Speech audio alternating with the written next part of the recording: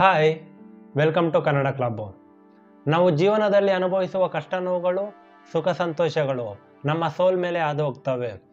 ಕಷ್ಟ ನೋವುಗಳಿಂದ ಒಂದು ಪಾಠ ಕಲಿತೀವಿ, ಸುಖ ಸಂತೋಷಗಳಿಂದ ಇನ್ನೊಂದು ಪಾಠ ಕಲಿತೀವಿ.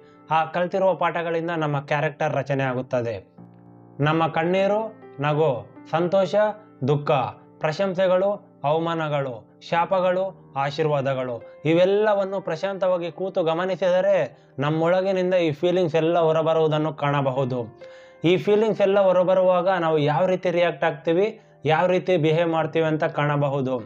ಈ ಎಲ್ಲ ಫೀಲಿಂಗ್ಸ್ನ ನಾವು ಜೀವನದಲ್ಲಿ ಅನುಭವಿಸುವುದು ಕರ್ಮ. ಈ ಎಲ್ಲ ಫೀಲಿಂಗ್ಸಿಂದ ನಮ್ಮ ಕ್ಯಾರೆಕ್ಟರ್ ರಚನೆ ಮಾಡಿಕೊಳ್ತೀವಿ. ಹಾಗೆ ಕ್ಯಾರೆಕ್ಟರ್ ರಚನೆ ಮಾಡಿಕೊಳ್ಳುವುದು ಕರ್ಮ. ಆದ್ದರಿಂದ ನಾವು ಆಲೋಚಿಸುವ ಆಲೋಚನೆಗಳು ಮತ್ತು ಫೀಲ್ ಆಗುವ ಪ್ರತಿಯೊಂದು ಫೀಲಿಂಗ್ನ ಕರ್ಮ ಎಂದು ಕರಿತೀವಿ. ಕರ್ಮ ಎಂದರೆ ವರ್ಕ್, ಆ್ಯಕ್ಷನ್ ಎಂದರ್ಥ. ನಾವು ಪ್ರತಿ ಕ್ಷಣನೂ ಯಾವುದೋ ಒಂದು ಕರ್ಮ ಮಾಡ್ತಾನೆ ಇರ್ತೀವಿ. ಸದ್ಯಕ್ಕೆ ಈಗ ನಾನು ಮಾತಾಡ್ತಿರುವುದು ಕರ್ಮ, ನೀವು ಕೇಳ್ತಿರುವುದು ಕರ್ಮ, ಉಸಿರಾಡುವುದು ಕರ್ಮ, ನಡೆದಾಡುವುದು ಕರ್ಮ.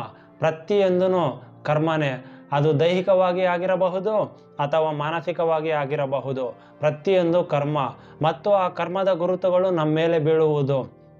ನಾವು ಬ್ರೈನಿಂದ ಥಿಂಕ್ ಮಾಡುವ ಪ್ರತಿಯೊಂದು ಆಲೋಚನೆಯು, ಹಾರ್ಟಿಂದ ಫೀಲ್ ಆಗುವ ಪ್ರತಿಯೊಂದು ಫೀಲಿಂಗು ಎಲ್ಲ ಒಟ್ಟುಗೂಡಿ ಮುಂದೊಂದು ದಿನ ನಮ್ಮ ಕಣ್ಮುಂದೆ ದೃಶ್ಯ ರೂಪದಲ್ಲಿ ಕಾಣಿಸುತ್ತವೆ.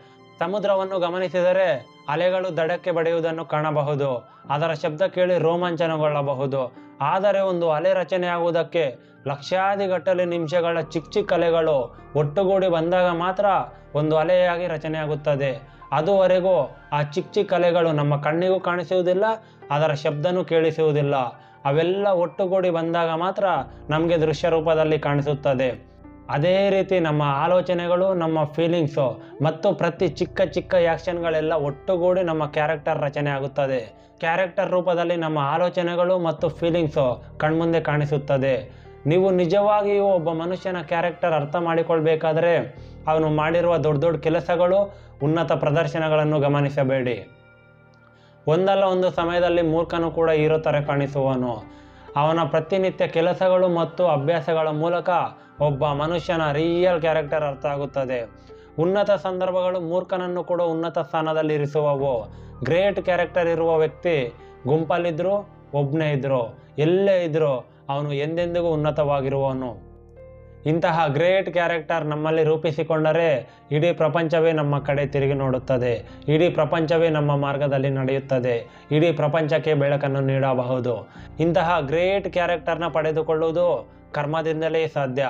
ನಾವು ಗಳಿಸದೆ ಏನೂ ಸುಮ್ಮನೆ ಸಿಗದು. ಇದು ಶಾಶ್ವತವಾದ ಕಾನೂನು. ನಾವು ಯಾವುದಕ್ಕೆ ಅರ್ಹರು ಎಂದು ನಾವು ಮಾಡಿರುವ ಕರ್ಮ ನಿರ್ಧರಿಸುತ್ತದೆ.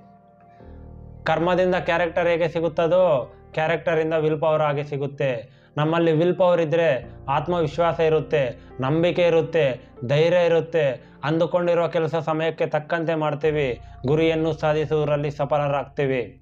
ಮುಸ್ಲಿಮರಿಗೆ ಮೆಕ್ಕ ಎಷ್ಟು ಮುಖ್ಯವೋ, ಶಿವನ ಭಕ್ತರಿಗೆ ಕೈಲಾಸ ಎಷ್ಟು ಮುಖ್ಯವೋ, ಮನುಷ್ಯನಿಗೆ ಕರ್ಮ ಅಷ್ಟು ಮುಖ್ಯ.